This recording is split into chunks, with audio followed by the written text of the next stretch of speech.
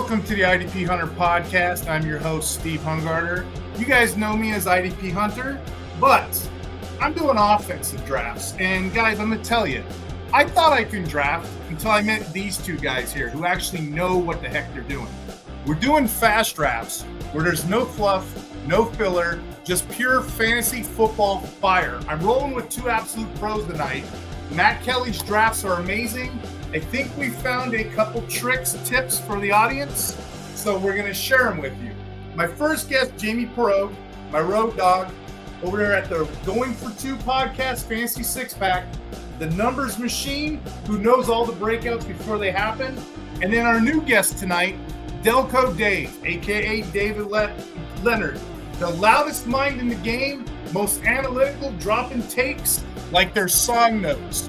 It's hard enough to win these drafts. Now I got to draft fast with these guys. What's going on, fellas? What's going on, Steve? Nothing much. I'm excited to talk about your new article that just came out, the Navigating ADP Landscape. I've read this 3 times, and I don't know if you know this. I'm kind of using this as a benchmark for how I draft now in Fast Draft. So I'm looking forward to talking to you and asking you some questions. Yeah, man, I appreciate you checking out the article. Looking forward to breaking it down with you. I think ADP is one of the most discussed topics when it comes to best ball drafts, but I'm not sure everybody understands how they can strategically use it to their advantage, which is why I wrote the article. And I have another one coming out specifically for the Rabbit on Fast Draft, because the Rabbit has some very different dynamics to it compared to Best Ball Mania or Drafters Main Event, just simply because of the smaller player pool and the roster construction dynamics. And then the audience can follow you under Real Delco Dave on Twitter. Do you have any other handles? Nope, just at Real Delco Dave, Twitter X. That's where I'm at. Because the reason I wanted to have you on and Jamie is because Matt Kelly raves about you guys. I'm always hearing about on Discord, the chat, the conversations you have. There's so much stuff I've learned, heck, in the last couple of weeks. That's why I kind of wanted to bring both of you guys on and discuss this ADP. Jamie, how many drafts you got under your belt by now? You got a couple, right? For the Rabbit, I haven't done many Rabbits, but for the Flex Floor, man, I did over 50, 60 maybe. I lost count. well, the Rabbit's built a little bit different. You know, the Rabbit consists of like 15 rounds, you know, and it includes a 3rd round reversal. So that's why Dave's ADP is kind of pivotal here. You got to draft the minimum required 8 active roster spots. Okay. Optimal lineup. So you're including 1 QB, 2 RB, 2 wide receiver, 1 tight end, 2 flex. And those remaining 7 spots, you know, again, optimal is the key. They're at least 2 different, there's more than 2 different strategies out there. Let me just show you. This is a draft board I did recently. I had Bo Nix, Baker Mayfield. I had running back. I got Josh Jacobs, Alvin Kamara, Joe Mixon, Scattaboo, Tyjae Spears. Wide receiver, I had Malik Neighbors, Amon St. Brown, Mike Evans, Jordan Addison, Jerry Jeudy, Luther Burden. Tight end, I had Tucker Kraft, Dallas Goedert. The reason I'm showing this early on in the show, I was beating my chest. I thought I had a draft. I talked to Matt Kelly. He picked this thing apart. So I got a couple tips tonight, and I kind of wanted to go with this, show you my draft board. But I kind of wanted to do this as well as talk about your ADP article, because I think there's some tips in there that go hand in hand. Dave, what inspired you to write this article? So honestly, talking with my friends, if I'm being honest, I've been drafting since February, doing pre-NFL draft contests on Underdog mostly. I also play on Drafters and, of course, Fast Draft. So I feel like people talk about ADP as if it's this concrete thing that you need to follow no matter what. And there's numbers behind it. There's numbers that show that ADP is a representation of the market, right? It's basically groupthink. It explains how players are valued overall throughout the entire basically players, the drafters, right? How they value players. And that's what it is. It's groupthink. And the ADP gets sharper every year. Players get better and better at identifying who are the good players, who are the bad players, but it still drops off in value and how accurate it is round over round over round over round as you build it through. So eventually in any draft, ADP ceases to matter. Like if you could do it on any platform, you could just click a button, just turn ADP off. You'd just be drafting players alphabetically, and that would still be okay. You've heard the reference before probably that all these are $1 players in an auction draft, and that's true. But people still want to gravitate towards ADP. So what I wanted to do when I did this article was try to show the different pockets of where ADP is the strongest, where it still holds some value, but you don't need to stick to it. And then when it gets to the point where it no longer matters at all. And I had some charts and some numbers to go there with it. But basically, when you start a draft, don't go in with any kind of strategy. Sit down, let the draft board give you what your team's going to look like. Don't go in and be like, oh, I'm going to draft 0 RB this time. That's not really profitable. It's not plus EV. Like, let it come to you. Let the draft board tell you what to take right there, and then start building your team from that. Because ADP is at its sharpest in the first 3 to 6 rounds. 3 to 6 is your key, huh? I know, like me and Jamie talk about this a lot, ADP, because he's an ADP Kung Fu master. You know, he'll tell me, you got to be like Bruce Lee, move like water. But still, like, maybe it's the military guy in me. I like to have structure. I like to have these many grenades, these many beans, these many bullets. I like to have some kind of structure. I like the kind of backwards plan. I don't know if you do. So I guess the question I have for you, you've done a lot of work in ADP trends. So who would be that one player you think is still massively underpriced? Even in the sharpest room. Actually, I'll ask you and Jamie if you want to answer that. Who is that one player you can get deep that you guys like that you must have in every draft? I'll let Jamie go first. One guy I keep finding myself drafting is probably Cortland Sutton. Nice. Yeah, I just think he's underrated and people are ignoring him. He rose up recently, but I'm still getting him pretty late if I miss out on him. Another guy later I'll go for is Calvin Ridley. You know, he's going to be the number 1 on that team, and obviously he's going to be peppered with targets, and you can get him super late. So I like Diami Brown for the Jaguars, and it all plays off of the Travis Hunter stuff. I think the Travis Hunter situation is fascinating, and I think people are thinking about this in a lot of different ways, but the micro view of it is that he's going to play both ways every game. And I don't think that's necessarily going to be the case. I think it's going to be game plan specific. So, for instance, and I don't know the Jaguars' schedule offhand right now, but say they're playing the Cincinnati Bengals, Jamar Chase, T. Higgins. I could easily see Liam Cohen being like, hey, man, we need you on defense this week. You're playing 80% of the snaps on defense. If we need you in the 2-minute drill, if we need you playing catch up, then you're coming to offense. And then they go ahead and they're playing the Cleveland Browns. Like, listen, man, we're not worried about their offense at all. We need you on offense this time. You're playing 80% of the snaps. I think Travis Hunter's going to be highly volatile all year long. Diami Brown's going anywhere between like 170 to 190, which is already in the area where ADP doesn't matter. You can get him whenever you want to in every draft if that's what you want to do.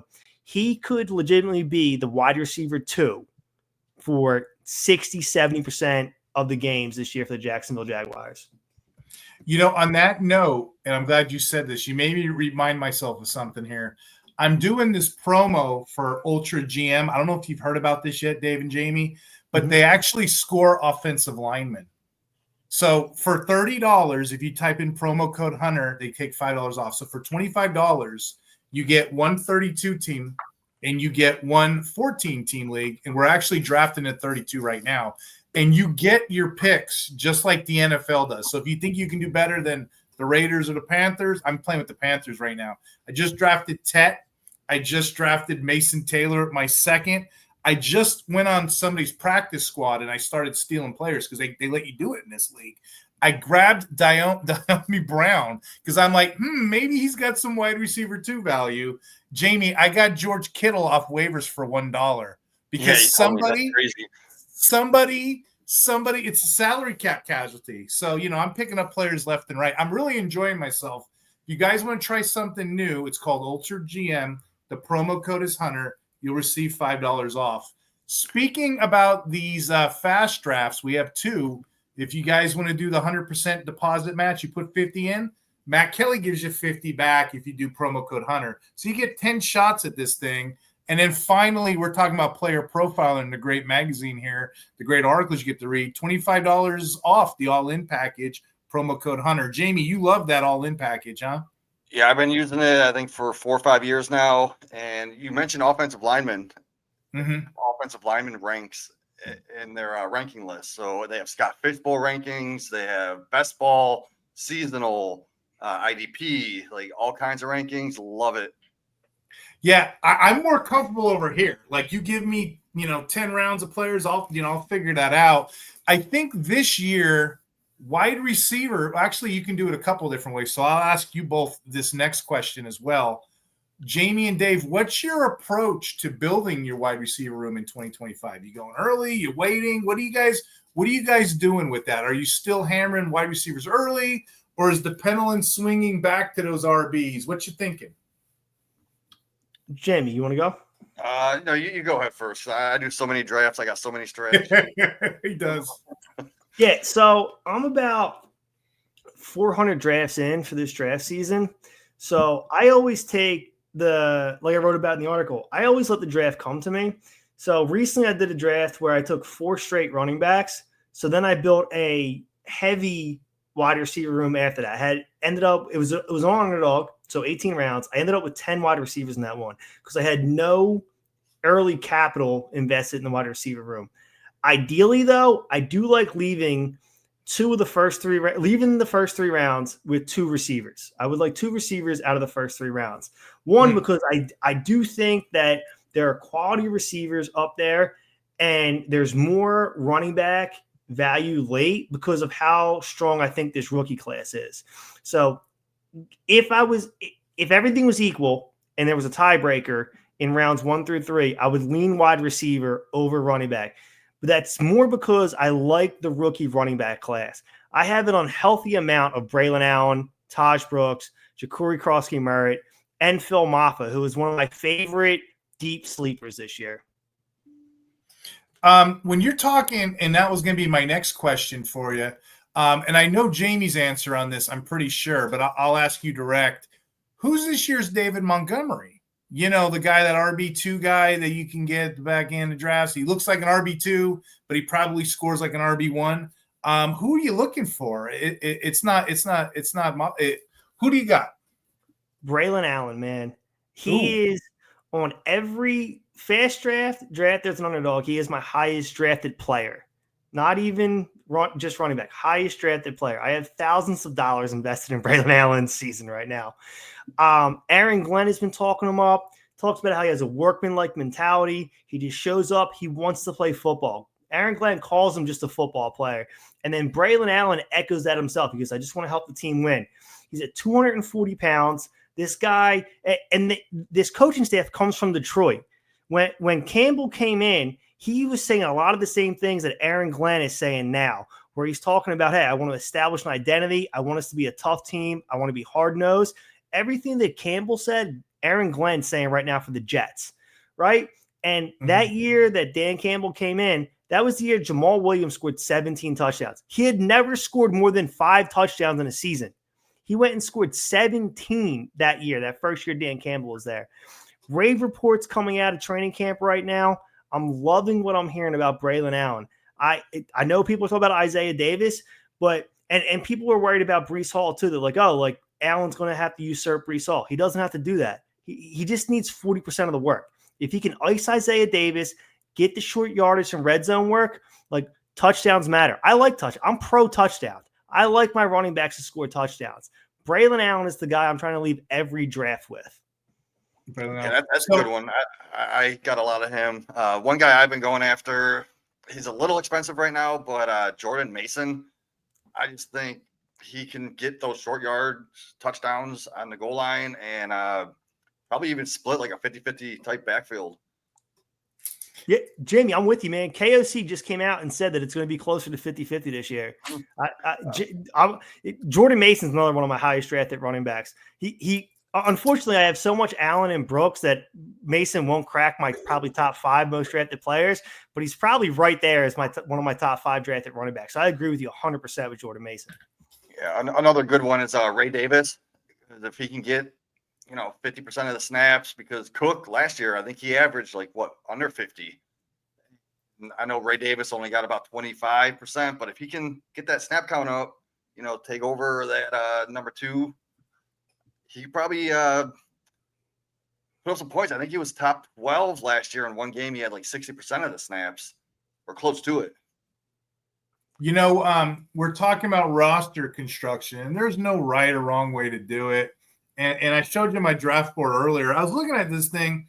I kind of liked it, and then I started kicking myself a little bit, and, we're going into it. When you're looking at roster construction, and obviously when the draft happens, you want to wait on runs as well. But I think the best attack, and I'm going to ask you guys, the best attack is a 2 QB build and a 2 tight end build. And the reason I say that is 2 QB, you have 3 QBs, you're wasting a roster spot. This is optimal. As long as they're different bye weeks, you'll get points out of a quarterback each week. You don't need 3. The tight end I'm more okay with, I'm more loose with, because you can always plug one of them in for a flex. But if I can go 2 QBs and 2 tight ends and kind of wait in there, I can build the beans and bullets, the ammunition of my draft off wide receiver and running backs. Do you guys like that strategy, or do you have a better one? What are your thoughts there? So when I'm building in this format and just trying to put a roster together, I'm going to keep it tight, just like you said, just 2 quarterbacks, and make sure they have separate bye weeks. I'm not wasting a pick on a 3rd quarterback, because that guy's probably not going to touch your lineup at all. And if he does, that just means your other 2 quarterbacks are flopping and your team's going to be in trouble anyway, right? Same thing with the tight ends. I'm rolling with 2. Ideally, I'll grab one of the top guys early enough. Then I'll wait till round 14 or 15, get someone like Hunter Henry or Gesicki as my number 2. And then that gives me security without having to burn premium picks on the tight end. Now, if you really want, like you said, you could push a 3rd one, because they could end up having a spike week and they'll get put into your flex. Yeah. I'm really liking the 2 QB, 2 tight end build, because then that gives me the ability if I want to go 5 RBs or 5 wide receivers. So that's kind of why I said that. Jamie, this is a recent draft of yours. What can you tell us about that one? So these running backs just kept falling to me, right? I couldn't pass them up. Hampton in the 5th, Kyron in the 4th. You know me, I don't really like Kyron, but I like value. I thought that was a good value. And then Swift in the 7th. I mean, I'm not really – I do like Swift this year. In the 7th round, I just had to take him. And I felt like I was a little light on the receiving side, but at least I got Nico Collins and Jalen Waddle has some upside. Stephon Diggs is going to be peppered with targets. With the news of Godwin not starting season, I like the Ibuka pick. Jaden Reed, that guy has rushing upside also. And I think I heard he's going to be playing more of the snaps this season. And then obviously Marvin Mims, best ball darling. And I did go McBride, and then I did wait and got Jake Ferguson, 13th round, but I didn't have any stacks. That was my problem. Yep. And if I was going to go for the stacks, I would have had to reach, because I was on the end. I was at the 12th pick. I would have had to reach at least a round and a half early on someone. And then when it kept coming back to me, the guys that I was going to take just weren't there. So that's the only bad part about this draft. What do you think, Delco, Dave? Yeah, no, man. I love Hampton the 5th, man. He's already into the 2nd round for the most part. His ADP is going to close somewhere in the 2nd round, especially with the Najee injury. No, I love what you did here, man. I am big on stacking. I try to make sure I'm always stacking up when I'm drafting. So it is tough when you leave a draft with only 1 quarterback stack. But the Herbert Hampton stack looks great. I'm big on Trey Harris this year. I was big on him before the draft. He was probably my most drafted rookie wide receiver in pre-NFL draft contests. And Herbert's probably one of my most drafted quarterbacks too, without confirming my exposures right now. But no, that's a great setup there, man. And like you said, take the value, especially early. That's one of the things I always emphasize. Let the draft come to you and take those values. So McCaffrey late in the first, Williams and Hampton in the 4th and 5th. Like, that's a great setup. And with the 3rd round reversal on FastDraft, getting McBride in the 3rd is always nice right there. I know we're 20 minutes into this and we haven't showed our board yet. I just figured it'd be important to get the tips in there. For those on Spotify, welcome in. For those on iHeartRadio, welcome in. For those on Apple Podcasts, we're all on YouTube pulling up draft boards with Jamie Perog and Delco Dave. So please check us out over here. We appreciate the viewership. The 3 tips I have before we lift up the curtain, so to speak. We talked about roster construction. Tip 2, Jamie already alluded to it, the stacks. The stacks are a must. What do we got? 15 rounds, 10 teams, 150 players? The stacks are going to be a game changer. And 2 critiques I have with my draft board, if I could have waited just a little longer than quarterbacks, maybe waited a couple more rounds on the J.J. McCarthy's, if you will, I probably could have stacked another running back or 2. If I could have waited at tight end, same thing. Right? But my 1st round pick, Malik Neighbors, solid, right? 1st round Malik Neighbors. Then I thought about it, and Matt Kelly, God bless him, he corrected me. He's like, Steve, if you look at the 1st round, you can't stack anything with Malik Neighbors. No one's taken Russell Wilson 150 picks. So it's kind of a moot point. So I gave somebody else an advantage. So if I was to go back and look at these drafts, these ones I've done, I probably would take a Lamb type because Prescott's going to be there, or I'd probably take somebody I can pair up with Allen later on, those kind of drafts. Any thoughts with the stacking? Anything you like, guys? Well, you mentioned about how there's nobody to stack with Neighbors, and this is something I'm actually going to be talking about in my next article coming out with the Rabbit particularly, is that on FastDraft, they'll show you how often a player is being drafted in the contest. And eventually it becomes a risk tolerance thing. You're going to have to sacrifice ADP value, but is it worth it for the leverage on the field? So if you're willing to stack up Russell Wilson, or who I think Jackson Dart might be a better one, they're going very low drafted. And I think Jackson Dart is the higher ceiling. So if you're willing to take Jackson Dart in the 15th round, which would be crazy because taking Jackson Dart inside the top 150 sounds nuts. But on the Rabbit, if you do that, very few other teams have Jackson Dart. And if he ends up putting up a certain kind of numbers, if he's a top 12 quarterback, that's leverage on the entire field, not just in your draft room, but the whole field of the contest because he's not being drafted. So Neighbors is great on his own, but if you're willing every now and then to sprinkle in some Jackson Dart, you can double up that bet. And at the same time, Neighbors is 100% drafted. He's going in every single draft. But Dart isn't. He's going very rarely drafted. So that gives you leverage in the entire field. Like when you think about weekly DFS, when you're setting your lineup on FanDuel or DraftKings, right? You want to get leverage. You want lower ownership on players you think are going to go off. If you think somebody like Dart or Wilson can deliver a top 12 or even top 15 quarterback finish, and you stack it up with Neighbors, that could be a strong play over the entire field. So, I'm sorry, Jamie, you got something? I was gonna say, like, I would in the 1st round maybe take like a Justin Jefferson if you can. 2nd round if McConkey falls, and 3rd round like a Garrett Wilson, because then you've got like that backdoor access to guys like JJ McCarthy, Herbert, or Fields in the later rounds. Yes, and that kind of like late round quarterback pairing with your stud that could win you points. And stacking just isn't just like a cute strategy, right? Like it actually simplifies the game. Instead of hoping the random dudes all blow up, like you're banking on one offense doing what they're supposed to do.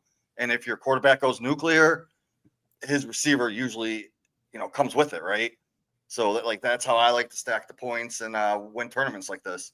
So case in point, what you just said, Jamie, I made a couple of mistakes with my draft, so hopefully our audience is listening in. The stack, especially the first couple rounds, is important. Also, what you just said, if JJ McCarthy is who we think he is, and you're willing to wait that long, Like me, I took Bo Nix. I took Bo Nix 7.8. If I could have waited, he usually goes after the run. JJ goes, hold on a minute. Let me try to find him on here. He goes way later than that. I'll tell you. He goes 11.4. So that's a 7, 8, 9. So that's a good 3-4 round advantage. So here's some of the running backs in there. If you're just willing to wait, you can have a Tyrone Chasey, an Aaron Jones, a Byron Robinson, who we like, a Tyjae Spears, Travis Etienne, a Jordan Mason, a Jalen Warren, or some wide receivers, whatever your choice. But you can stack more flexes. If that's your dealer's choice, you can get Jefferson early and stack them, you know? So I don't know. Any thoughts there? Any other sweet builds you guys thinking of or stacks? I got a question for Dave. Like, do you ever fade a wide receiver early if you know you're not going to get that quarterback later on in the draft? For me, no. I'm never worried. I try to backwards plan as best I can, but it starts after the first few rounds. I'm always a big believer in let the draft come to you. Let the market tell you what players are the best picks at that time early in the draft. That's when the market's sharpest.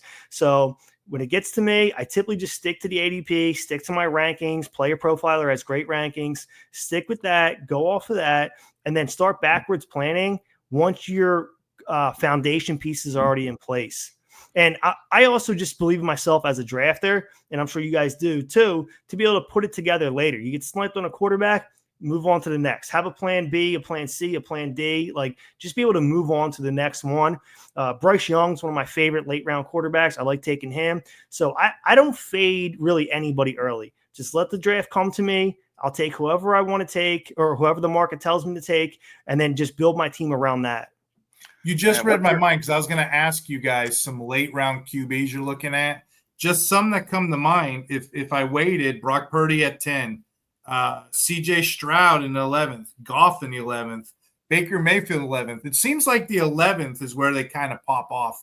JJ McCarthy, Drake May in the 12th, Michael Penix in the 13th, Jordan Love way late in the 13th. If you're willing to wait that long, you guys have you said Bryce, but Jamie, do you have a preference at quarterback, or you just wait as long as you can? What's your strategy there?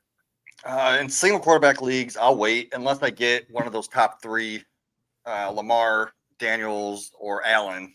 But I'm good missing them and taking a JJ McCarthy. I think he could be top 10. Same with Drake May. I'll throw it back at you again, Jamie, because I love the way he answers this, Dave. Tight end. Tight end's a pretty good gold mine this year, Jamie. Tight end. You can wait late in these things, can't you? I watched his strategy unfold in Scott Fishbowl. That's why I'm asking you, Jamie. Is there any tight ends, some sweet tight? I guess what I'm looking for, if my build works and I can wait on QB and I can wait on tight end, I can fill it with all the good stuff, possible stacks. Is there any sweet tight ends that you like later, and maybe you could explain why? I've been taking a lot of Mason Taylor. Nice. Just because, I think he's going to be the number 2 target. They're probably not going to be like the best targets in the world, but they're still going to be targets, and targets equal fantasy points. I do like Zach Ertz. I know not much has changed. I know they got Debo now, but he was a top 7, top 8 tight end last year. I still think he could reach that top 15, and he's being drafted outside the top 20. Hunter Henry, another great pick late because he's the only target in that offense that has a rapport with Drake May from last year. Everyone else is new or just irrelevant. So I think Hunter Henry could be a sneaky one also. What do you think?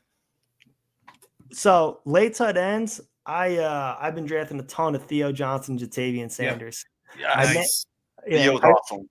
Yeah, I mentioned how I like Bryce Young. So if I get shut out at quarterback early, it's really easy to double tap Bryce Young, Jatavian Sanders, quick stack, done. And then Theo Johnson, Brian Daboll has loved him since they drafted him. There was talk about how he would have him watch film of Gronk and be like, this is what I want you to do. And he's an incredible athlete. So my 2 most drafted tight ends have been Theo Johnson and Jatavian Sanders. Yeah, You guys are going Dynasty, super deep. Theo Johnson's one of my most owned tight ends. I was getting him for free, basically, in rookie drafts. Yeah, So- he's still free in best ball drafts right now. He's still going, fast draft. You can get him in the last round, last 2 rounds almost every time. And then also on other apps, he's plus 200 ADP. So Theo Johnson, Jatavian Sanders, love both of them. This is how I know I'm with Sharks right now, because I asked later round tight ends, and you guys went way off the chart. So here's what I was thinking.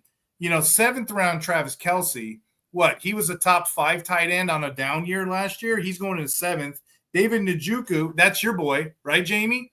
David, you can get him in the 10th. Who else do we like? I like Tucker Kraft. I just think that at 12, that's a friggin' cheat code. Dallas Goats Dirt. You can wait. You can go late. I don't know if there's any more that you guys look at, but waiting on tight end, waiting on QB, and then just using those other 11 picks. I don't know what you guys do. Do you guys go 5 wide receiver, 6 RB, 6 wide receiver, 5 RB? If those are your builds, do you guys have a preference to that, or does it not matter? Do you move like water? For me, For me, it depends on who my receivers are. Like, who are my top 3 or 4 receivers? Who are my top 3 running backs? If I have 4 stud running backs that I think are studs, like on my team, Swift was my number 4. I'm only going 5. I probably would have been comfortable just with 4. And then I just went 7 wide receivers. Yeah, I can kind of echo what Jamie said there too. As I've said multiple times, I let the draft come to me. So if I end up spending heavy draft capital early on wide receiver or running back, that'll determine where I put my quantity at throughout the rest of the draft. There's been times where I've opened drafts with 3-4 running backs in a row, and I'm like, I'm probably done at running back. I'm just going to fill out my wide receiver room, and vice versa. If I open a draft with 3-4 wide receivers, I'm probably going to lean heavier quantity-wise on running back to fill out my running back room. I just want, regardless of which one it is, I want to, whichever one I spent less capital on early in the draft, I want to fill out quantity-wise with the rest of the draft. I want to take more shots on the lotto tickets. So I kind of picked this draft board because there's mistakes to be talked about. There's mistakes on my end that I can learn from, But I thought this was a fairly good, all 10 managers kind of sort of kept the ADP. Here's how the first round looked. 1.1, Bijan Robinson, 1.2, Jamar Chase, 1.3, Shaquan Barkley, 1.4, Justin Jefferson, 1.5, CeeDee Lamb, 1.6, Jamar Gibbs, 1.7, Malik Neighbors, 1.8, Nico Collins, 1.9, Ashton Genty, 1.10, Amon St. Brown. And I was picking at the 7th spot. I took Malik Neighbors. And you see, I already critiqued myself. But is that chalk to you guys? Is that basic standard there? Or do you like somebody better than others? What are your thoughts on that first round? I think Puka fell a little bit. In my underdog drafts, he usually goes 7th or 8th overall. Yeah. So getting him there at 12, I thought that would be a good value. Yeah, that Genty Puka pairing is really nice there for the guy at the 9 hole. I do like how the person that got St. Brown and CMC as well, the guys at the end of the draft right there looked really good. Then with the 3rd round reversal, so that was a good setup. I also like the person that took McBride at the end of the 2nd round to pair with Bijan. I want to get one of the top 2 tight ends or go for those late tight ends we talked about. But I think overall it was mostly chalk there, besides, like Jamie said, the Puka fall. Bijan going 1, you don't see that very often. It's usually Chase is almost the universal 101. Yeah, I think the first 3 rounds were pretty standard. So let me read rounds 2 and 3. 2.1, Christian McCaffrey. 2.2, Puka Nacua. 2.3, Derrick Henry. 2.4, A.J. Brown. 2.5, Brian Thomas Jr. 2.6, Brock Bowers. 2.7, A-Chain. 2.8, Drake London. 2.9, Ladd McConkey. 2.10, Trey McBride. And then we had the 3rd round reverse. So then with the 3rd round reverse, we get T. Higgins, 3.1, Garrett Wilson, 3.2, Jonathan Taylor, 3.3, Terry McLaurin, 3.4, Josh Jacobs 3.5, Josh Allen 3.6, Chase Brown 3.7, Bucky Irving 3.8, 3.9 Jackson Smith, and 3.10 Lamar Jackson. The only thoughts I have for the first 3 rounds, I think it's pretty standard, give or take, except the stacks are a game changer, as we already said. Like, I had nobody to stack my Malik neighbors, right? So the stacks are probably a game changer. And then I'm going to say, too, I don't have no business drafting a quarterback that early, not when I can get those names that I mentioned earlier, those aforementioned names, I can get them later. Or do you guys see it different? Is there any world scenario, multiverse, where you got a Lamar Jackson build? Or I'm just curious what your thoughts are from the first 3 rounds. Yeah, man. I think Hurts is massively undervalued. I see he went in the 5th round. Mm-hmm. But besides that, at quarterback, yeah, I tend to wait as well. And I think everybody looks like they built a pretty solid team. I like the guy in the 2-hole, man. Chase, value on McConkey right there. Right. JSN in the 3rd.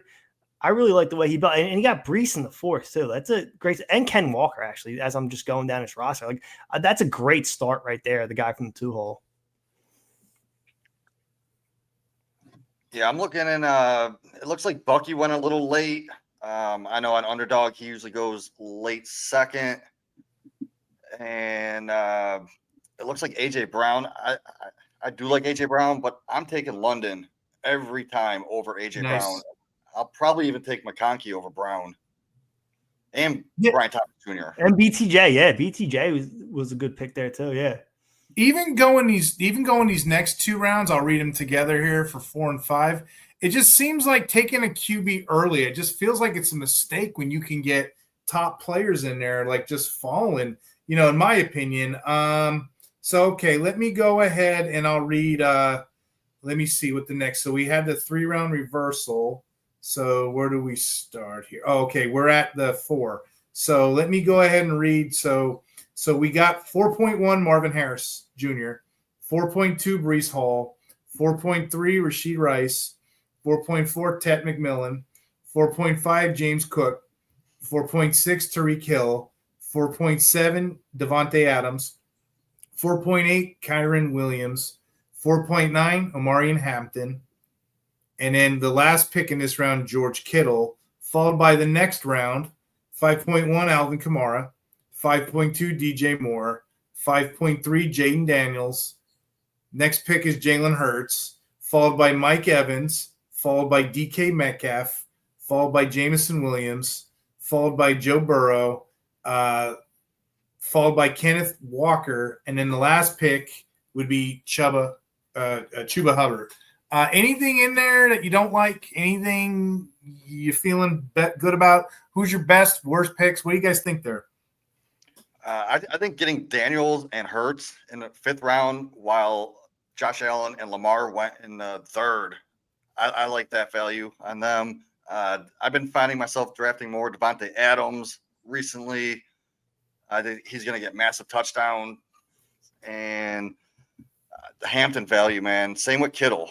Getting Kittle, the last pick in the 4th round, that's insane because he was points per game last year. He outscored Brock Bowers and McBride. So if he can stay healthy, that could be a league winner right there. Yeah, and the Hurts drafter stacked it up with A.J. Brown, so good correlation there. He also stacked up Goff with Laporta later, so like the correlation he set up there. Naked Joe Burrow, I find that a little confusing. I personally wouldn't do that. I just feel like Burrow, not that he's not mobile, but somebody like Hurts, Daniels, Lamar, and even Allen too, they have so much rushing production.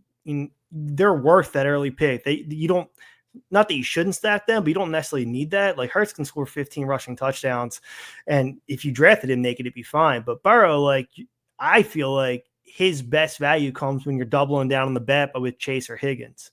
But I see his last pick. He even took Jonnu Smith. I wouldn't even hate if he went with Gesicki at that pick. Yeah, absolutely.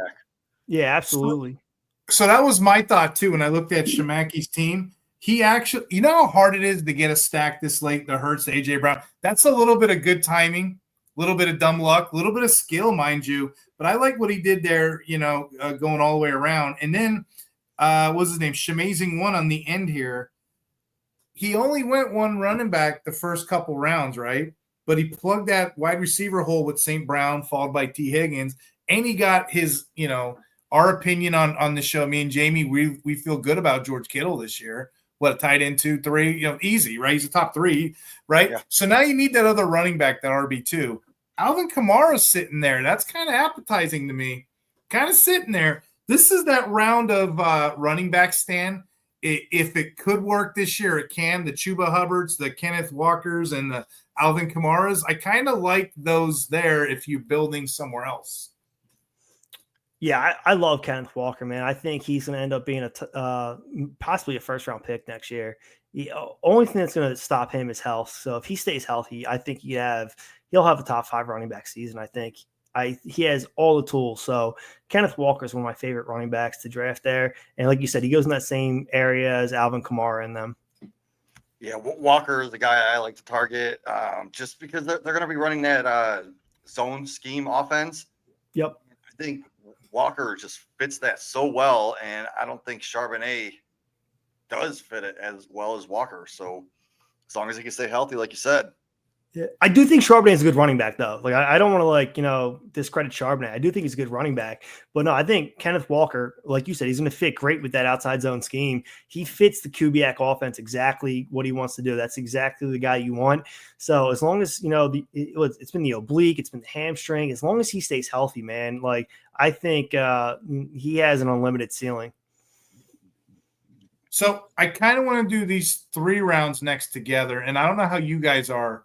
The strength of the draft, in my opinion, is these middle rounds. I mean, anybody can draft chalk in the beginning, and shows don't spend a lot of time in that. I kind of want to live in this next 3 rounds real quick. Let me tell you the players that went. Okay, so in the 6th round we had Zay Flowers, followed by George Pickens, followed by Cortland Sutton, followed by Travis Hunter, followed by Xavier Worthy, followed by R.J. Harvey, followed by DeAndre Swift, followed by James Conner, followed by Rome Odunze, followed by Devontae Smith.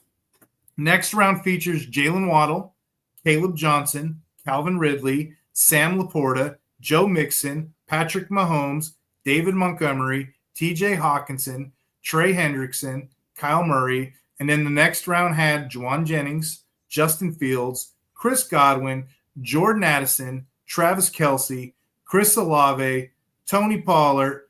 I got Bo Nix, Jerry Jeudy, Jacoby Myers. Any thoughts there? Any mistakes you see openly? Any strengths of the team? Any builds you like up to this point? I like how they got Mahomes, even though I'd probably go with someone with a Fields or Nix over him. But they got Worthy, so I like that stack there.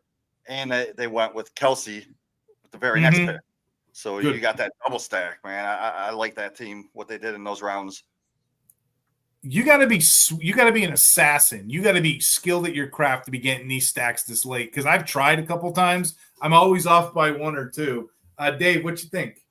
Yeah, man, I like the guy in the 7 hole, man. Like I said, he stacked up Hurts and AJB early. He started with 4 wide receivers, so he starts hammering running back and tight end.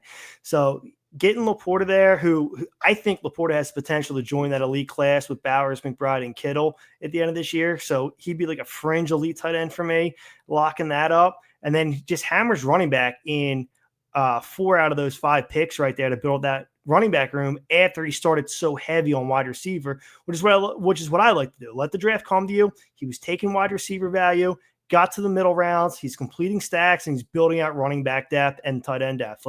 I think he played it well out of the 7 spot there. Yeah, the only thing I would have done differently with his team, I would have took Brian Robinson over Tracy, just because I don't know what the split's going to be with Scatterbo and Tracy. You see, they went 2 picks apart. But Brian Robinson, I think he's a beast, and I'm just targeting him everywhere I could this late. That's a good point. The Brian Robinson over Tracy, that's one I would ding. I will say 2 things. After Robinson, there's no running backs that I really want in the next 3-4 rounds. Yeah, I was saying earlier that was running back a stand. This would be running back a stand technically if you look at it, because there's nobody else after this So probably another good tip we should add is get your running backs mid-draft, suck those down, and then come back. There's going to be wide receivers for you later. There's going to be tight ends later. Hell, you already know there's going to be quarterbacks. My two things that stick out to me, where Travis Kelce went, was that in the 7th there? He went 1, 2, 3, 4, 5, 6, 7. He went in the 8th, excuse me. Travis Kelce going in the 8th. That's probably where I'm going to start looking at tight end. I don't want to get one early. I want to take a running back like Jamie said, or I want to get an elite wide receiver, what have you. I think the Kelce's, I think the Njoku's, I think the Tyler Crafts, and then several other names we mentioned earlier in this podcast. I think those guys might be good to hit. So I'd like to get 2 of those mid rounds, just the way the ADP kind of plays out. I'll let somebody else take the McBride Bowers's. That's what I'm doing. And then you notice where Bo Nix went. I'm kind of repeating myself here. If you believe and you're willing to just wait 1, 2, 3, 4 rounds there and take a CJ Stroud or a Jared Goff or a Baker Mayfield or our boy JJ McCarthy, if you're willing to wait that long, you can build your team with so many running backs that are going off the board right here. Jamie, where'd you say the running back stand is? Brian Robinson, that's your last one you're okay with? Yeah, pretty much. Yeah, so just imagine that team, but just plug another flex in there. But those are the 2 things that I'm noticing. Again, I like to move like water, but I'm kind of rigid with my rationale. If I can get players in a certain draft bubble, I'm probably going to plug that in. And I'd like to get as many flex RB hits at wide receivers too, if I can. So any other thoughts there? So for me, just going back to that 7-hole spot, where he took Tyrone Tracy is actually kind of where I just throw ADP out the window and just go get my guys. So Braylon Allen went in the 15th round here. I'm not going to lie, sitting with 3 running backs where he took Tyrone Tracy, I probably would just start queuing up Braylon Allen, Taj Brooks, and Ja'Cory Crosskey-Murray, and they would have been my last 3 running backs in any given order. I just believe in those guys. And like I said, eventually in every draft, ADP stops mattering at some point. And despite the smaller player pool and the less players being picked in FastDraft, eventually you weigh the cost reward. And Braylon Allen, Taj Brooks, Corey Crosskey-Murray are all going probably less than a third without having the numbers right in front of me. So once we reach a certain point in the draft, I don't even worry about what ADP right there is. I know you mentioned you like Brian Robinson. I actually think Crosskey-Murray is going to emerge as the lead dog in the Washington backfield. That's a spicy take right there. I'm all in on this rookie running back class. Like I said, especially Taj Brooks, Phil Moffitt, Corey Crosskey-Murray, and then the guys at the top too, RJ Harvey. I have 74% RJ Harvey in pre-NFL drafts. That's how much I was drafting him. I didn't expect him to go in the 2nd round. I was hoping for the back end of the 3rd to where Brashard Smith went, who was another one of my big stands. But RJ Harvey is built and runs like Brian Westbrook and Jamal Charles, who had their best success under Andy Reid. So that's where I was hoping he was going to go. The fact that he went to the running back Kingmaker and Sean Payton in the 2nd round, I love that one. So I'm super big on the rookie running back class this year. I'm going to read the 4 rounds here. I'm going to read rounds 9 through 12, kind of bring it home. And then you guys just tell me what your thoughts are here. Okay. So after that 9.1, we had Aaron Jones, followed by Caleb Williams, followed by Evan Ingram, followed by Isaiah Pacheco, followed by Khalil Shakur, followed by Judkins, followed by Ricky Purcell, followed by Dak Prescott, followed by Jordan Mason, followed by Mark Andrews. Next round, we had Jalen Warren, Isaiah Likely, Travis Etienne, Brandon Ayuk, Cam Scatabo, Josh Downs, Tyrone Tracy, Deebo Samuel, Brian Robinson, Stephon Diggs, followed by Brock Purdy, Colston Loveland, Matthew Golden, Ibuka, David Njoku, Tootin, Jaden Reed, Darnell Mooney, Trevor Lawrence, Najee Harris. And in this final round here, we have, let's see, okay, so after Najee Harris, Cooper Kupp, Tyler Warren, Javonte Williams, J.J. McCarthy, Kean Coleman, Baker Mayfield, Jared Goff, Tajee Spears, C.J. Stroud, Zach Charbonnet. Any trends, any runs, anything special going on in these 4 rounds here? Well, I see the 5 spot also loves rookie running backs. Going Judkins, Scatabo, Tootin with those 3 picks. So I want to get Delco Dave, your opinion on Travis Etienne versus like Tootin for this season. Yeah, so I was in on Tootin, man, but we're allowed to change our stances. So I was pretty big on Tootin leading most of draft season, but I'm a little more concerned now. I'm hearing more about Tank Bigsby. So I'm kind of steering away from the Jacksonville backfield in general. We want to lead in ambiguity. That's what people have talked about. Because if you're right, it pays off big time.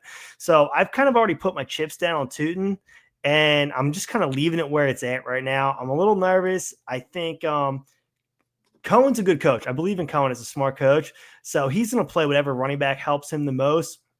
They've talked about Bigsby not having the pass catching ability, but there's also a possibility that he just hasn't been used in that manner correctly yet. So my chips are on Tootin, and I'm kind of leaving it that way right now. Same thing with Jaden Blue, actually. I had a bunch in on Jaden Blue, and I'm kind of pulling off of that and getting some Maffa in there.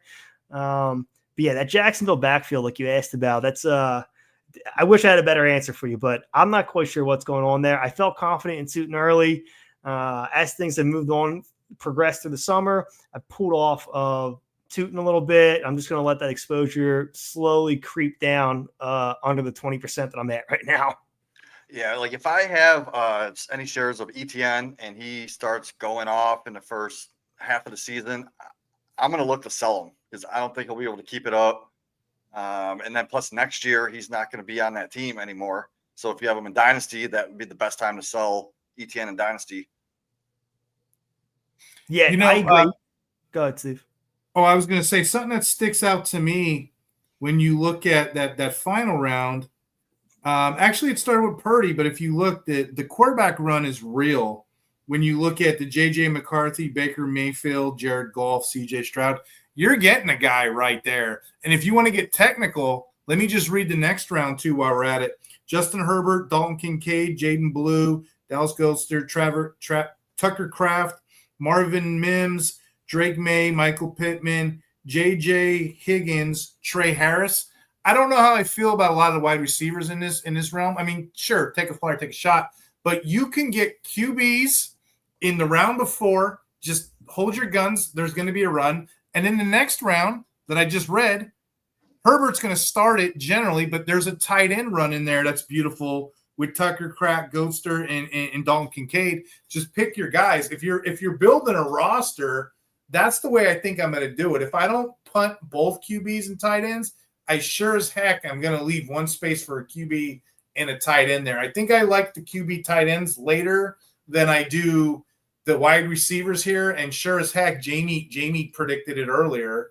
I wish I had a flux capacitor. I can go back in time, like Back to the Future. Wish I could go back in time before this draft, because if I knew that before I drafted, I probably would have went that way. I probably would have got my running backs earlier, played it out, played the board with the wide receivers, and I would definitely get my QBs and tight ends, at least the second ones later in here. Any thoughts, guys, on that? I think Michael Pittman is going way too late. I think the hate's gone a little too far on him. I know last year he had that back injury, played through it, but he's supposed to be fully healthy right now, right?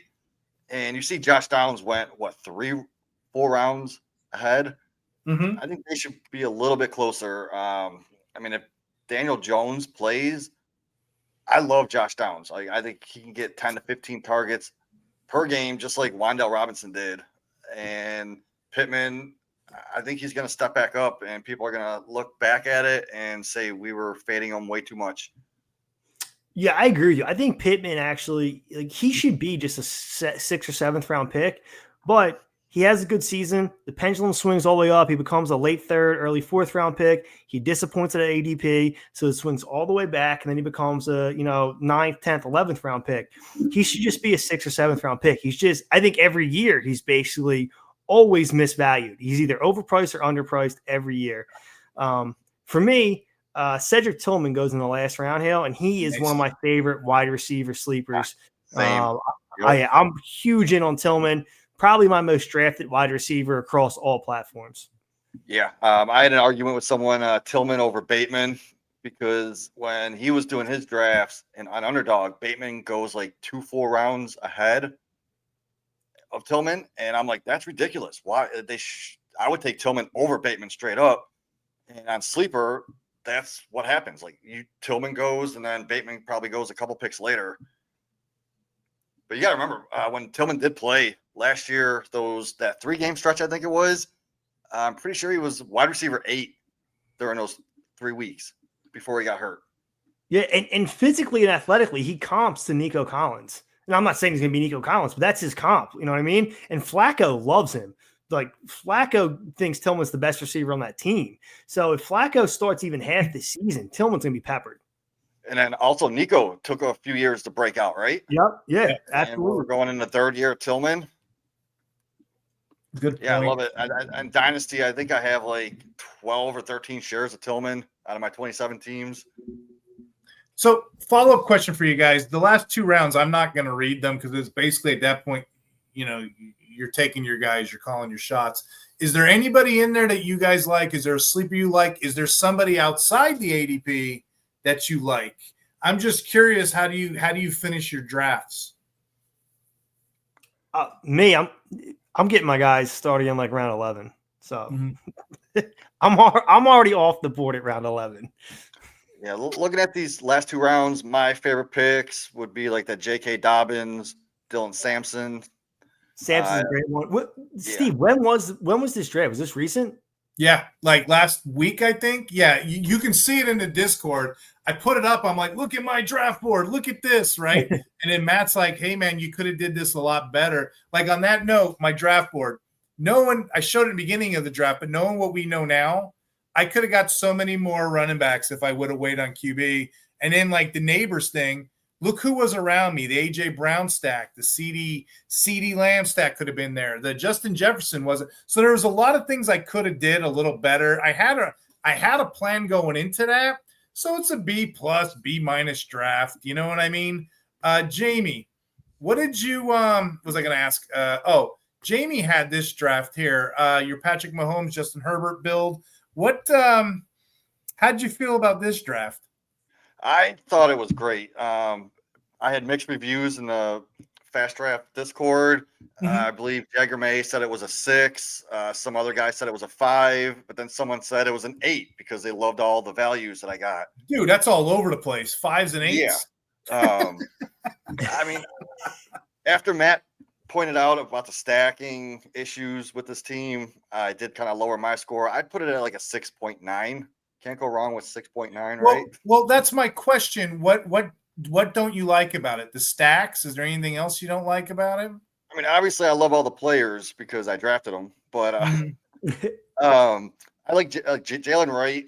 I think he can, get 45 to 50% of the snaps, maybe take some the touchdowns away from A-Chain. And I'm just fading A-Chain this going in the 2nd round, so I can just get Jalen Wright in the 14th. So Jamie, let me ask you this, man, because you had Herbert. So you got great value on Hampton. You added Herbert in the 12th, right? And then you went Ferguson in the 13th. Would you in any scenario consider not taking Ferguson in the 13th and adding Oronde Gadsden as your last pick? Completely super low owned. I guarantee you he's probably sub 15% in the contest at close of contest. And he would make it a double stack with Herbert.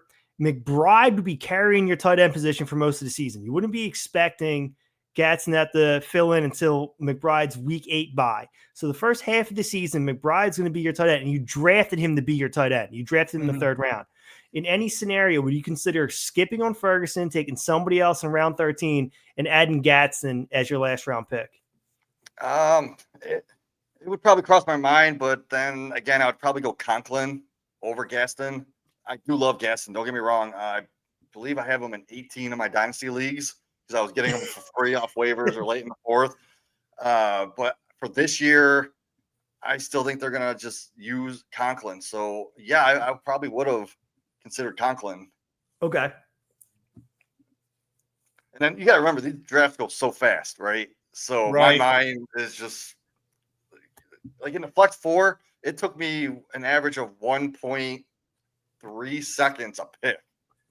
This draft, I have to sit there and just like calculate stuff in my head, and it kind of messed with me, man. So. Yeah, no, well, sorry. So that has a follow-up question for me. So I use the queue. I'm always like putting people in the queue, ready to go, so I know where I'm going. And like I mentioned earlier, by the time it gets to like round 11, I have my team set up, especially if the draft broke my way and I feel good about my stacks and my roster construction. So I'm like, all right, like I know I'm going one more tight end, 3 more running backs, 2 more receivers, and that's the end of my draft, right? Like I know what I'm doing. I'll have those guys queued up and just click on them right away because, like I said, once it gets to a certain point, I just throw ADP out the window. Yeah. So let me ask you this: what's have you had like a panic pick yet? And what would be absolutely. the worst one? No, absolutely. I've had plenty of panic picks. I'm like, I have a guy queued up that I'm going to take 20 spots ahead of ADP, and then he goes 2 picks before me. I'm like, are you fucking kidding me? I'm like, I'm already 2 rounds ahead, and you're taking him before I am? Oh, it happens, especially like you guys draft a ton of volume too. So when you draft 3, 4, 500 teams, it always happens eventually. Like I said, Tillman's one of my favorite guys. I'll take Tillman at 145, even though it's 80 or I guess Dimey Brown be a better one. If Dimey Brown's he's like 186 ADP on Underdog, and I'll take him at 145. So I have him queued up, ready to go. Then he goes at 139. I'm like, why are you doing this to me? So hey, I added one more tip to this podcast. Use the Q, Quay, however you guys say it. Use it. I don't know. Jamie's one of the fastest drafters I've ever seen in my life. And I thought I was fast. He's there. What I've started doing, what you just said, so that's why I kind of want to add this. I pull up my queue. I don't even care what everybody else is doing. I have it set up. As soon as I'm time to draft, I have my guys, I'm pushing it. Is that what you do, Jamie, or do you have some kind of flux capacitor? You go back in time, the draft board. What are you doing? Voodoo, black magic? I put players in my queue, but sometimes I put them too early. For example, I was in an underdog draft. I put Tillman. I had to scroll down, and I was like, I know I was going to draft him, but then all of a sudden, it auto picked Tillman like 3 rounds too early. And it's on a live podcast, so I could probably find that and pull it out. So mad, man. Hey, shout out to Dave's navigating ADP landscape, because like I have a whole new agenda on how I'm going to attack these drafts. So I'm looking forward to your fast draft article. When are you going to have that one out? I put it in, just waiting for it to get approved. Editor's looking at it now, so they'll give me any feedback that if they want me to make some changes or research stuff some more. And then if not, they'll just put it in. And once they put it in, they'll let me know, and I'll make sure I get a post out there. I said this to Matt Kelly and Jagger May in confidence. I'll say it to you guys too. Shout out for these drafts, putting them together. I'm seeing people I haven't talked to in years. We're all just coming together. We're having something to do on the weekends, on the holidays. We're putting drafts together again. This is so much fun to do, to philosophize. I had 3 tips. Now it's 4 coming into this podcast. You had a whole darn article, 2 articles you're about to do. Jamie lives and sleeps this stuff. He's got an IV with ADP players going into his veins. He's a robot, right? Is there anything that we threw so much stuff into this podcast for the last hour? Is there anything that we missed or overlooked or we're not mentioning? Is there anything else? I love your use the Quay trick. Is there anything else we need to do to change the tires, get the oil change before we go into these hot rod races? Any tips out there? So Dave, real quick, do you draft for the week 17 correlations when you're doing these builds? Because I know there's those best ball bros. They keep talking about these correlations. This team's facing this team, so I want both of them on my roster. Do you look at it like that, or do you skip all that? So not to plug another article I'm writing, but actually I will be doing a series breaking down the playoff and championship week schedule. I'll be working on that. Doing it division by division, so it breaks down the opponents. So for underdog specifically, yes, because all the money's in week 17, a little bit of money in week 16. You can make some of your money back. But when it comes to underdog specifically, yes, you should have some kind of thought in for week 17 and weeks 15 and 16, because essentially those 3 weeks are just 1 week DFS tournaments. So I'm not saying you over strategize or overemphasize on that. Kind of use it as a tiebreaker. If you have, an Eagle stack set up, you got Hurts, Devonta Smith, and you're sitting there deciding between, say, Jaden Higgins and Keon Coleman, similar ADPs, fit your roster construction to take a wide receiver. Coleman plays the Eagles in week 17. So again, just tiebreaker. I'm not saying reach for it. I'm not saying make it a priority, but when thinking about it, you should consider week 17 as a 1 week DFS style tournament. When it comes to fast draft, I don't worry about it at all. It's total scoring weeks 1 through 17. I'm more concerned about team stacking and getting my guys. So not so much on fast draft. But Jamie, what about you? How do you approach it? I just do value. My brain can't calculate, because if I'm on underdog and I don't even make week 17, then what's the point? I want to get as far as I can. No, that's absolutely fair. And just my tip, because I know, Steve, you mentioned like any other tips, what we should do for this stuff. People that draft volume and people are just getting new to best ball and doing this stuff. If you ever feel like a draft is work, go outside and touch grass because you lost the plot. Like, you should not feel like any of this is work. Like, if you ever feel like this should be fun no matter what, like my friends were complaining about in our group chat, like, oh, I have 20 slow drafts going. This is so stressful. I'm like, you messed up then. Like, whatever you did, you messed up. Like, don't do it that way. Yeah, like, don't do it that way. Whatever you can do when you're like, just do what you can handle. Like, this should be fun. You should never be on the clock, whether it's a slow draft or a fast draft. You're sitting there. This should be a good time. So if you ever feel like you're overwhelmed or you're not enjoying it, take a break and go touch some grass, take a walk with your wife, like do something else. Yeah, when they did the little Dalmatian a couple weeks ago, I joined like 60 of those. 30 were slow drafts, and they're just now ending. And now the Pomeranian was out this past weekend. I joined 30 slow drafts in those. So like I'm in like maybe 45 slow drafts right now. So, do you like the slow drafts, Jamie? I actually don't enjoy slow drafts. Do you enjoy them? I do, because it gives me time to think. Because I get anxiety like real bad if these fast drafts, I not so much, but if I see the timer clicking down, that's my brain is thinking about the timer, not the players where I should. So if I have an 8-hour clock, it only takes me like 5 minutes to pick anyway. So give me 5 minutes to pick rather than 30 seconds to a minute. Yeah, for me, it's like the exact opposite. I get the anxiety on the slow draft clock because I need to pull up my roster that I already drafted. I need to look at the draft board again to see like what strategy I had. Usually I have people in the queue because I use the queue. So I'm like, why do I have these 4 players in the queue? Like, what was my thought? I need to like reintegrate myself to that specific draft. I personally like when nobody's around. Like, my wife's training for like fitness shows right now, so she needs to get her steps in and stuff. So like, she'll take the dogs on a walk without me just to go get her steps in, right? I'm like, cool, she's going for 45 minutes. I'm gonna lock in and do a draft. And then I'm just laser focused. Nothing else is going on. I'm just locked in. Even though it's only 20 seconds a pick, I'm queuing it up. I know what I have, a strategy and a plan. So I personally only want a fast draft, which makes it hard when I'm trying to max, 6 contests over draft season because you're trying to do 500 drafts. Like I said, I know you guys draft volume too, but when you're only sitting down doing 40, 45 minutes at a time, it can be hard to slide all that in. But the slow drafts, man, that's when I get the anxiety, Jamie. That's when I'm like, oh, man, I need to like relearn everything I did. Why am I 7 picks in? It is annoying having to go back and like look at what you were doing. But to me, like, it just comes back naturally, like real quick. I think it's the military in us, like, Dave, because like I don't like people waiting on me, like the hurry up and wait mentality. Yeah. Like, let me get off. I could say this, and I think Jamie's in the same build.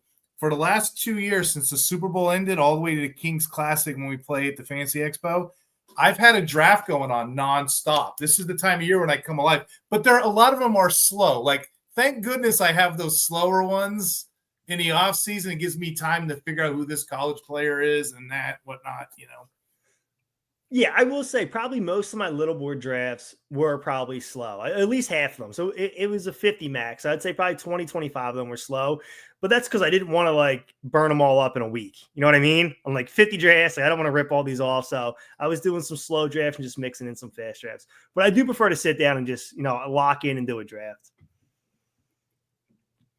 Hey, so I wanted to go around the room and just see what you guys are working on and plug a couple things. I'm going to go ahead and kind of spoil what Jamie's doing here. Just now as we were talking, I told her we're going to plug her. We all know Brittany Foxworth. We all know that wonderful lady. She just did the thumbnail for Jamie's show coming up. Jamie has a former Raiders quarterback coming on the show. He's going to interview him about his book. Do you want to talk about that a little bit, Jamie, if you could? I reached out to Todd. I don't know how to pronounce it. Marinovic. Marinovic. Former first round draft pick, and he was always in the news. Back in the 90s. He came out with a book. It's coming out August 5th, and it tells his story in his own words. So we're gonna bring him on. We're gonna talk to him a little bit about that, and hopefully get people to buy his book because they sent me an advanced copy, and I'm reading it, and it is very interesting. Dave, I don't know your age, but he was the first born in a lab draft profile. He played with Howie Long, Bo Jackson, Marcus Allen. He was the missing piece. 30 for 30 did a film on him. When Jamie said he got him, I'm like, what? And then I messaged Brittany. Brittany's been my go-to person since we were back at IDP, guys. So she does my thumbnails and whatnot. So that's a really exciting show I'm looking forward to. But yeah, Todd Maravich is his name. Yep. Yeah, that sounds awesome, Jamie. That's good for you, man. Yeah, we had his teammate on, me and Steve, a couple years ago? Steve Wright, yep. Yeah, Steve Wright. He also came out with a book, and that's how I got his teammate to come on. So Steve Wright was a lineman. He was on those crazy Raiders teams, but he was a rookie for the Cowboys. Anybody who knows Tony Dorsett, when he had that, 99, 101 yard run? He blocked. He's the one that did the pancake block from the run. He has such – and he was later on the Colts, the Baltimore Colts. Now, why was that significant? That was the team that got moved in the middle of the night. The team that moved. So he was telling us all kinds of stuff. He was a fun guest too. Yeah. He was also on that show. Did you remember the Survivor show? He was contestant on that show. And Steve was also the inventor of the sideline misting fan. No shit. That's cool. If it wasn't for him, the players wouldn't be kept cool. Dude, we got all kinds of stuff going on in the RPO football show. We have that. We had college interviews. Hell, I did a 200 IDP player draft profile. We did scouting, and then Mason and I were having a couple of guys come on the show.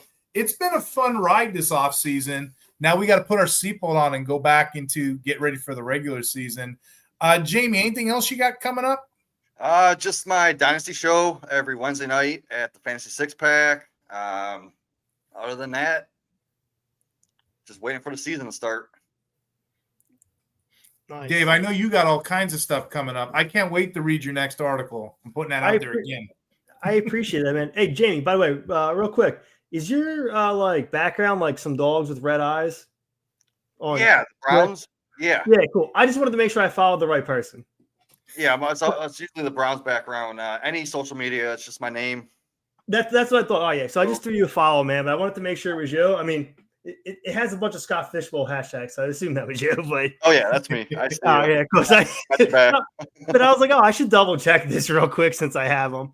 But yeah, so the Rabbit, some differences in strategies for that. That's the article that I just submitted that should be coming out soon. We'll be doing a fantasy playoff schedule breakdown for each division. I was going to try to do it for common opponents, but the NFL did a great job this year, and there's almost no common opponents in the fantasy football playoff schedule. because that's something that I used to use, that I used the last couple years. Say you're building like a Chargers and a Cowboys stack, right? So you got Dak, you got Herbert, you got Vlad McConkey, you got CeeDee Lamb, right? And then say the Chargers and the Cowboys, Chargers play the Washington in week 15, the Cowboys play them in week 16, right? Just hypothetical. I'm not talking that would be a common opponent. Like, oh, look, let me get one Washington player you got to bring back for two different playoff teams, right? That was like what my plan was. I went through the schedule, was breaking it down. There's basically none. Like the NFL has like no common opponents. There's no repeat matchups. There's nothing like that. So I'm just going to break down the overall fantasy playoff schedule for each team, rate it based off of like dome games, offensive environment, the team they're playing, using betting lines, totals. So I'll be looking at that. That'll be coming out over the next couple of weeks. And I'm just going to reiterate some of our sponsors. Ultra GM, I said it earlier in the show. We got a promo code Hunter, $25 right now with the promo code. It's $5 off. $25 gets you 2 teams, 32-team, 14-team league. I'm spending a lot of time trying to figure out how offensive lineman scoring works, how punts work.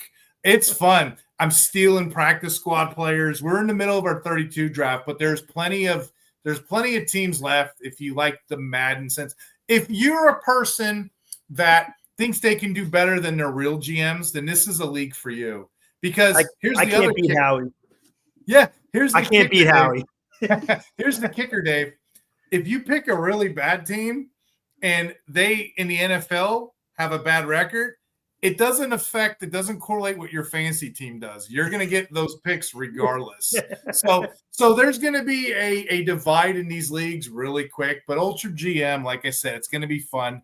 And then you guys know me and Jamie, we're over at the Fast Draft, 100% deposit match, $50 off, promo code Hunter. So put $50 in, get $50 more. That's a heck of a way to attack these drafts. And then the player profiler, $25 off the all-in package, promo code Hunter. That's what I got going on. I finished the draft profile for all the rookies. So I did over 200 IDP rookies. I'm a ranker over Fantasy Pro, so I'm getting that together so I can submit after the Kings Classic, Jamie. I don't want to give anybody the edge. I'm going to draft, then I'm going to put it in. And then lastly, I'm about to do this Green Dot article with all the Green Dot IDP players. I'm going to put that out. I'm going to try to put that out before the major sites do. I think I got a good understanding of this year, how everything's kind of playing out, guys. But again, that's me.